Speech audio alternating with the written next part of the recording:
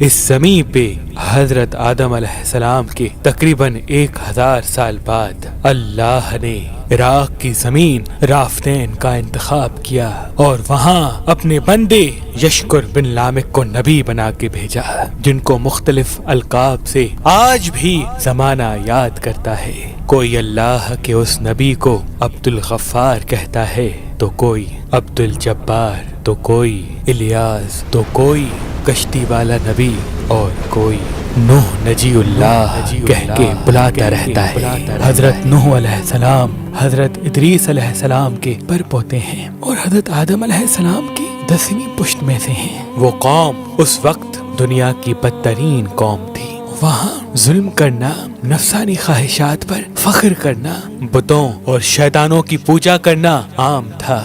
اللہ کے نبی حضرت نوح علیہ السلام بچپن سے ہی ان کو بار بار سمجھاتے رہتے تھے کہ اس کائنات کا مالک ایک اللہ ہے جس نے ہر ایک چیز کو پیدا کیا۔ نوح علیہ السلام جب اللہ کے دین کی تبلیغ کرتے تھے تو ان کی قوم ان کو اتنے پتھر مارتی تھی کہ وہ پتھروں میں ڈھک جاتے تھے۔ تاریخ نے لکھا تقریباً 950 سال تک آپ تبلیغ کرتے رہے، بار بار پتھر کھاتے رہے، لیکن افسوس سوائے چند غریب اور مساکین کے کوئی بھی آپ پر ایمان نہ لایا۔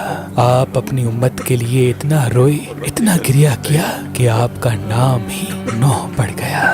بس اتنے میں اللہ اپنے نبی پر وحی کرتا ہے کہ اے نوح، اب یہ تیری قوم ہدایت نہیں پائے گی۔ نوح علیہ السلام رو کے اللہ کی دربار میں فریاد کرتے ہیں کہ اے اللہ، یہ انسان ظلم کرنے کو مذاق سمجھتے ہیں، ایک دوسرے کے خیال کرنے کو، مدد کرنے کو بزدلی سمجھتے ہیں، تیری عبادت سے منہ موڑتے ہیں۔ اے اللہ، اس میری قوم کو نیست و نابود فرما۔ جیسے ہی نوح علیہ السلام نے یہ بد دعا کی تو اللہ نے پیغام بھجوایا، اے نوح، ایک کشتی تیار کر، ان قریب تیری یہ ظالم قوم نیست و نابود ہو جائے گی۔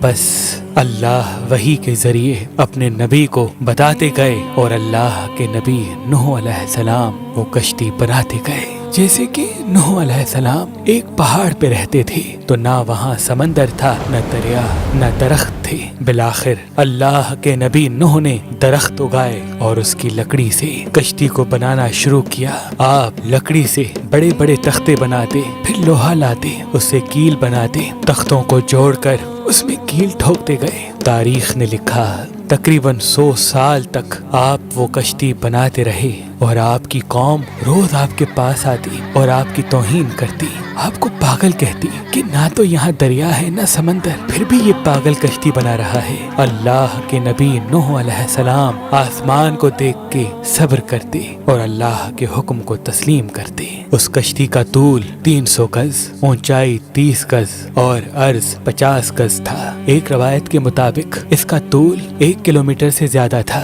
یہ کشتی عام کشتیوں کی طرح نہیں، بلکہ جس طرح سے اس کشتی کو نیچے سے بند کیا گیا تھا ویسے ہی اوپر سے بھی بند کیا گیا تھا تاکہ بارش کا پانی بھی کشتی میں داخل نہ ہو سکے۔ اس کشتی میں الگ الگ 3 درجے بنائے گئے تھے۔ نچلا درجہ جانوروں کے لیے تھا، بیچ والا طبقہ انسانوں کے لیے اور اوپر والا حصہ پرندوں کے لیے۔ ہر درجے میں ایک دروازہ تھا۔ بس جب کشتی تیار ہو گئی تو اللہ نے فرمایا، اے نوح، اس زمین پہ مختلف جانوروں اور پرندوں کے جوڑوں کو اس کشتی میں سوار کرو تاکہ ان مخلوقات کی نسل باقی رہ سکے۔ حضرت نوح علیہ السلام نے مختلف پرندوں، جانوروں، خواہ ہر وہ چیز جس میں زندگی کے آثار ہیں، کشتی میں سوار کرنا شروع کر دیا۔ پھر آپ انسانوں کو حجت تمام کرنے کے لیے کہنے لگے، آؤ، یہ کشتی نجات کی کشتی ہے، جو بھی اس کشتی میں آئے گا وہ اللہ کی امان میں ہوگا۔ وہ پوری قوم ہنستی رہی۔ تاریخ نے لکھا آپ کے ساتھ تھوڑے سے ہی لوگ تھے جن کی تعداد بعض کتابوں میں 80 بتائی گئی ہے، جن میں آپ کے 3 فرزند حام، سام، یافز اور ان کی بیویاں بھی موجود تھیں۔ اللہ نے اپنے نبی نوح سے کہا کہ ان قریب تندور سے پانی ابلے گا اور پوری قوم کو ڈبا دے گا۔ اس بات کو سن کے قوم نوح ہنس ہی رہی تھی کہ اتنی دیر میں تندور سے پانی ابلنے لگا۔ لوگ اس پانی کو دیکھنے کے لیے دور دور سے آتے، ہنستے، لیکن کچھ ہی دیر میں ان کی ہنسی خاموش ہونے لگی کیونکہ وہ پانی پانی اتنا بڑھتا گیا کہ ان کے تمام گھر ڈوب گئے اور اوپر سے بارش بھی برس رہی تھی۔ وہ کافر یہ سمجھ رہے تھے کہ یہ طوفان کچھ دیر کا ہے، تو یوں وہ اونچے اونچے پہاڑ کی طرف جانے لگے۔ ان کافروں میں اللہ کے نبی نوح علیہ السلام کے بیٹے کنعان بھی شامل تھے۔ جیسے ہی نوح علیہ السلام نے اپنے بیٹے کو دیکھا کہ وہ کافروں کے ساتھ پہاڑ پہ چڑھ رہے ہیں، آپ نے دور سے آواز دی، اے کنعان، اس نجات کی کشتی میں آ جا۔ تو کنعان اور اس کی ماں بولی، ہم تھوڑی ہی دیر میں پہاڑ کی چوٹی پہ پہنچ جائیں گے اور پانی وہاں تک تھوڑی آئے گا۔ بس وہ پانی اتنا بڑھتا گیا کہ کہیں بھی نہ کوئی پہاڑ نظر آ رہا تھا، نہ کوئی درخت نظر آ رہا تھا، بس وہی بچے جو اللہ کے نبی نوح علیہ السلام کی کشتی میں سوار تھے۔ اس وقت پانی زمین سے 10,000 گز بلند تھا۔ مسلسل پانی بڑھتا رہا، چڑھتا رہا۔ 40 دن بعد پانی کا بڑھنا ختم ہو گیا، بارش بھی رک گئی، لیکن چاروں طرف صرف پانی ہی پانی تھا۔ تقریباً 5 ماہ تک کشتی پانی میں ہی طواف کرتی رہی، کسی جگہ پہ نہ ٹھہری۔ بالآخر دریائے دجلہ کی مشرقی سمت میں ایک پہاڑی جس کو کوہ ارارات کہتے ہیں، اس کی ایک چوٹی کا نام جودی ہے۔ اس چوٹی کی اونچائی تقریباً 13,000 فٹ ساحل سمندر ہے۔ کشتی نوح اس چوٹی کو لگ کے ٹھہر گئی۔ یہ تاریخ 10 محرم اور جمعے کا دن تھا۔ بس اللہ کے نبی نوح علیہ السلام نے کبوتر کو بھیجا کہ دیکھ زمین پر پانی خشک ہو رہا ہے یا نہیں۔ کبوتر گیا اور زیتون کی ٹہنی اٹھا لایا۔ اللہ کے نبی نوح علیہ السلام نے اللہ کا شکر کیا اور یوں رفتہ رفتہ پانی کم ہوتا گیا۔ آپ اور آپ کی جماعت تقریباً 5 ماہ تک جودی پہاڑ پر ٹھہرے۔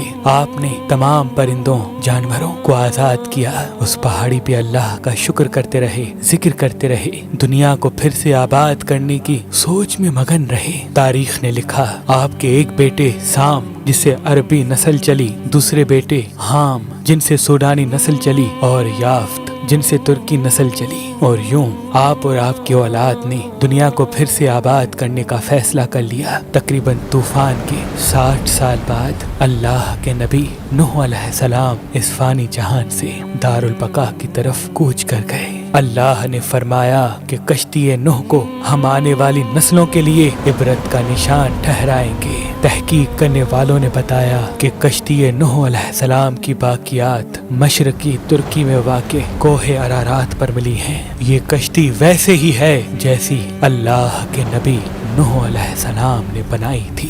سلام ہو انسان کی نسل کو پھر سے زندگی دینے والے اللہ کے نبی نوح نجی اللہ علیہ السلام پر۔